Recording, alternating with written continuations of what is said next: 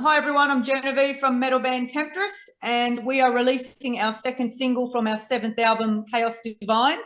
And the second single will be called Eternal Death Machine. That indeed it will. Genevieve, thanks for joining us. Thanks for having me yet again, Kris. Legend. Always a pleasure. It's always a pleasure. So earlier today, Temtris released Eternal Death Machine, which is the second single taken from your upcoming album, Khaos Divine, that will be unleashed on March 17th. So start off, man, tell us about the song musically. Oh, well, this is an interesting one, actually. Someone actually asked me what the song was going to be like genre-wise, and I struggled to actually give them. They're like, is it going to be thrash? Is it going to be death? Is it going to be, power metal? But it's got a bit of everything in this one. It's actually got a bit of black metal kicking in the intro, and it's got a bit of a ballady piece in it, and then it picks up again. So it's actually a bit of a mixed song, but it's quite punchy and quite it's one that when we first wrote the album and had to pick a single, quite a few of the boys actually chose this one as a single straight off because it was just catchy and stuck in their head. So I think it's going to be well accepted. Very good. So loosely described, the album itself is a conceptually based piece set in a dystopian future. So how does Eternal Death Machine fit into the narrative of that? This song, Eternal Death Machine, is pretty much sets up that whole story about the album and the concept album, the fact that people are giving away their livelihood, basically signing a contract for eternal life.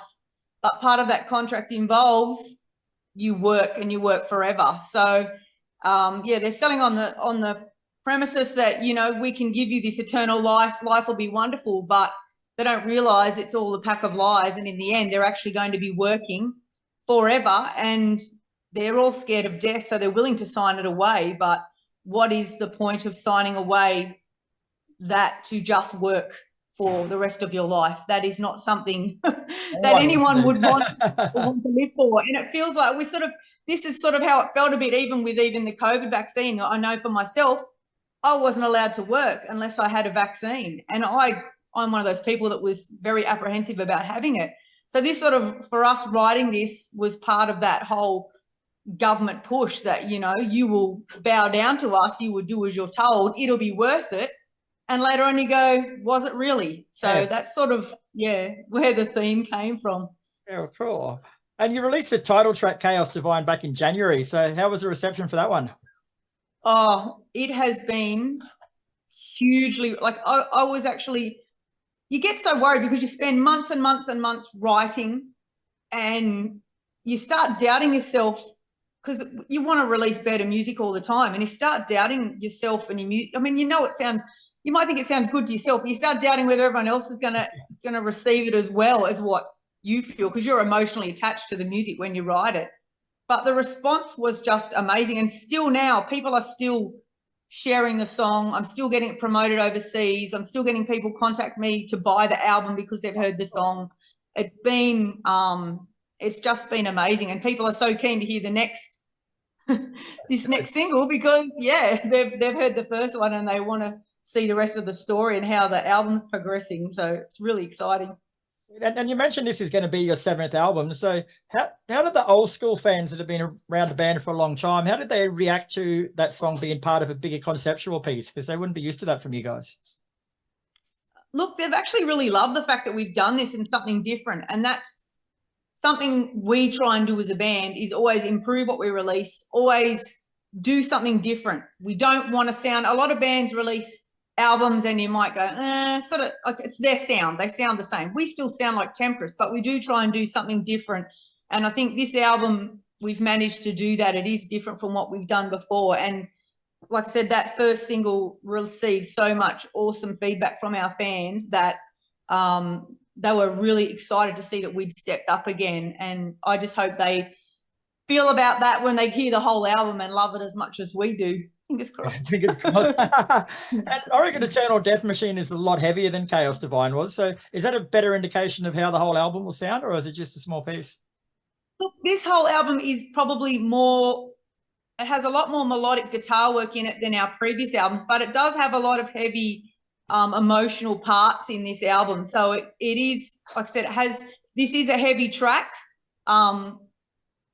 and because of what the content is with what the song is about, it had to have that feel where it sort of got that evil drive in it, because that's what the song is actually about, that, you know, the government taking control and, yeah, that evil side of what we have in the world we live in today. So, yeah, we really wanted to have that sound in this song that sort of emotionally matches the lyrics. So, yeah, I think people are going to really like this track. They might be expecting something a bit similar to Khaos Divine, which they've already heard, but it'll be interesting to see when everyone tells me their response to this new track, what they think of it. I'm, yeah, excited. Now we had our first rehearsal the other week, playing together as a band, and it was so awesome because we just literally got together and played all the songs without hardly any mistakes, and I was just so blown away. And I said to the boys, one of the other tracks on the album is so good, I went, I think we need to make another video because this song's too good not to give it one. So now I'm trying to find out if I can do another single video. Why not? And the film clip for Eternal Death Machine steers away from the concept, which was touched on a little bit in the first one, but this one focuses more on the band playing. Is there a reason for that, or was it just the way it worked out? Look, I actually had another location in mind where I wanted to film this, and I had this giant factory I wanted to film at here where I live. And actually my neighbour works at this factory, and we we're hoping to get in there because it has that real, it's actually an ethanol factory. It has that real angry looking, you know, machine, you know, taking over the world look. And it's got the big lights and looked really cool. But he was hoping to be able to get us in there, but they've just recently changed all their privacy laws, and no one's even allowed to step foot even in to do press releases on their premises anymore. So that sort of threw that out the window. So yeah, we decided in the end to just go with the whole theme of with the band playing, and then have that background of the power station, which is sort of part of the story where you're hooked up and pretty much given your drug and you'll do as you're told. And so that's why the theme of the power station's in the background with the factory of what's going on, to sort of match in that theme of what is in the story with Eternal Death Machine. So yeah, not easy to find locations in Australia to film at, I must say. True. And Eternal Death Machine comes in at just over 6.5 minutes, which is pretty long for a single. Like, did that ever come into consideration when you were doing a clip? Did you think about an edited version? That's the thing for Temtris. We don't write short songs very often. So for us, it was a concept album, so we sort of didn't want to give away the story. So we've had to do singles in order, in a sense, because otherwise you're giving away the concept story. Yeah. So that's the other reason we have done them in this order. So yeah, it's made things a bit easier to say, okay, we're going to go with this song next. But yeah, a lot of our songs are long songs in Temtris albums anyway. So for us, we sort of think if it's a good song and if it's got enough content in it to keep people interested, it shouldn't matter. I mean, look at Iron Maiden and Halloween. They all release long songs and no one gives a rat's ass. So that's a good thing to compare to. Quality. And the next release after this for Temtris is the full album Khaos Divine on March 17. So how are you feeling about it? I know you guys have put a lot into the album, so you get nervous, you excited? Yeah, like I said, we had that rehearsal and I'm getting nervous now about the show, because you want it to be big and great and you want to put on the best performance. You just hope the audience can understand the story we're portraying off the stage. So we hopefully got a little surprise on the night too in Sydney. For people who like watching Nardi, my guitarist, get out his piano, you might be lucky if you come on the night to see a little treat with Nardi. So we're trying to organise that. So we'll see. Nice. We can make it happen. About those running shows, when do they start? 17th of March is our first show, and that's in Sydney at the Bridge Hotel in Rozelle. So that's our first big show. Then we've got Wollongong Diamond Dogs, which is an awesome music venue in Dapto. That one's on the 8th of April. And then the following week, we're heading up to Gold Coast and playing Moe's Tavern. So there's a pretty cool about playing Clubhouse. Yep, can't wait to get there. And then we're doing the good old Back Room in Brisbane on the Friday night, and we've played there a few times. So great venue, yeah. Looking forward to getting that venue. And after that, the shows just keep on rolling right through till May. We've got Adelaide and we've got Melbourne. We've even got Perth. So Newcastle. Yes, doesn't it? Yeah. Well, where can people find out about those shows and get tickets?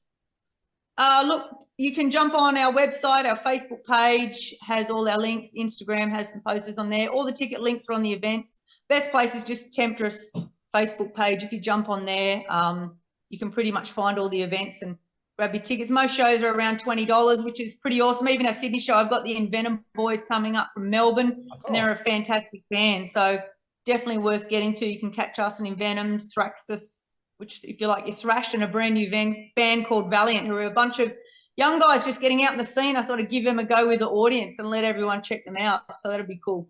Good on you. Well, in the meantime, Eternal Death Machine is out now. So either check it out on Heavy or check it out on YouTube or check it out on the Temtris socials, wherever you want. But she's a cracking song, mate. So congratulations and look forward to speaking to you for the full album. Cheers. Thanks, Kris, for your time. I really appreciate it. Always a pleasure.